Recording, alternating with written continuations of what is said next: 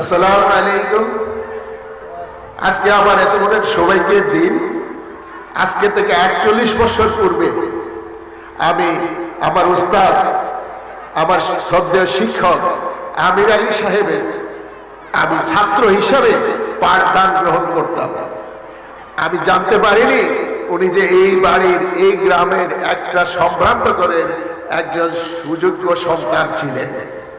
আলহামদুলিল্লাহ, এত বড় একটা গৌরবময় আজকের যে অনুষ্ঠান, এই অনুষ্ঠানের মধ্যে আমিও শরীক হতে পেরেছি, এটা আমার জন্য অত্যন্ত আনন্দের এবং গর্বের বিষয়।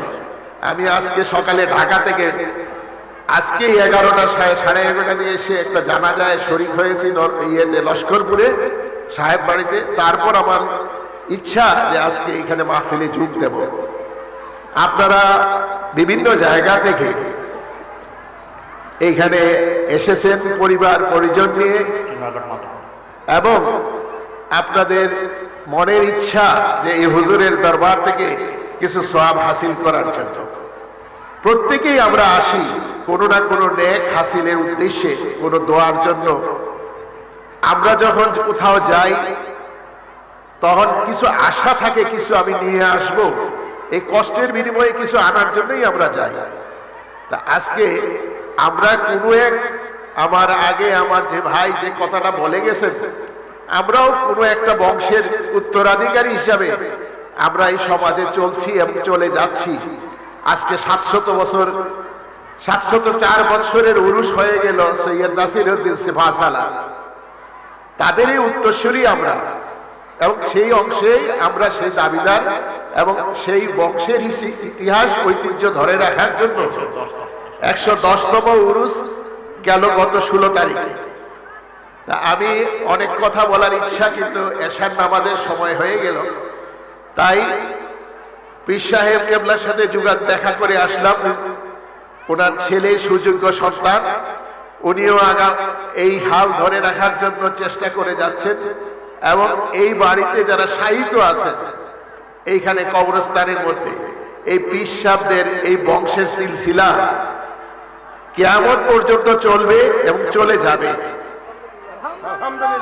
এবং আমিও আমার একটা কথা না বললে পারি না। আমি এডিন স্কুলে ছাত্র ছিলাম সিলেটে, কিন্তু আমার বাবার বাড়ি নরপতি, আর আমার দাদির বাড়ি হলো হযরত শাহজালাল মুজাদ্দিদ ইয়ামানি রাহমাতুল্লাহ আলাইহি, ঠিক বাজারের সন্নিকটে উত্তর পাশের বাড়ি। তাহলে আমার দাদি কোথাকার? ওইখানের দাদা এখানে। তাহলে আমি দুইটা যোগসূত্রের বন্ধনে আবদ্ধ।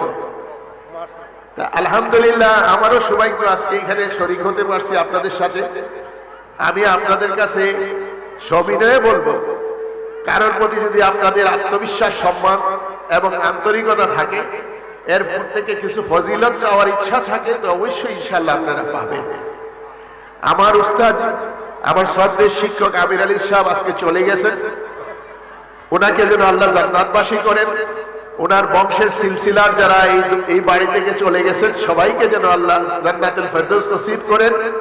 আমি এই দোয়াটুকু করব, এবং পরিশেষে এইটুকুই বলবো, ওনার উত্তরাধিকারী যাদেরকে রেখে গেছেন তারা যেন আগামীতে আপনাদের সবার সাথে সম্মিলিতভাবে এই দাওয়াতের কাজ এবং এই ফজিলতের কাজ চালিয়ে যান, এইটুকু আমি দাবি রাখি। পরিশেষে আপনাদের কাছে একটি কথা আমার বলার খুবই দরকার।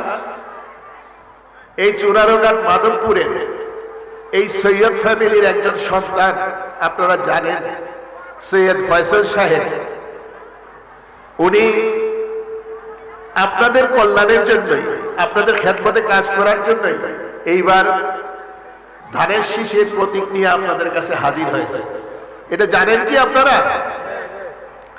এখন এইখানে তো একটা মাহফিল, এখানে আমি ওই রাজনৈতিক কথা বলবো না, শুধু বলবো এই বংশের ছেলেদের আপনাদের কাছে কিছু চাওয়ার আছে কি? আপনারা দিবেন কি আমাদেরকে? একটা কি ভোট দিয়ে আমাদেরকে আপনাদের খেদমত করার সুযোগ দেবেন? আমি বলবো এই পীর সাহেবের মাটি থেকে যেন আপনাদের ফজিলত আমরাও পাই, আর উনিও যেন আমার চাচা এই বৃদ্ধ বয়সে একটু ফজিলত পায়। আপনাদের কাছে আর কিছু বলার নাই। আমি সর্বশেষ আল্লাহ পাকের দরবারে এই দোয়া করব, আপনাদের মেহনত, আপনাদের ত্যাগ তিতিক্ষা, আপনাদের যত কষ্ট আছে আজকে সবকিছু যেন আল্লাহ কবুল করে নেন। সবাই বলি আল্লাহুম্মা আমিন। আমি আপনাদের কাছে বিদায় নিচ্ছি, নামাজের ওয়াক্ত হয়ে গেছে। আমার জন্য দোয়া করবেন, এই মাহফিল কমিটির সবাই, ইন্তজামিয়া কমিটির সবার জন্য দোয়া করবেন।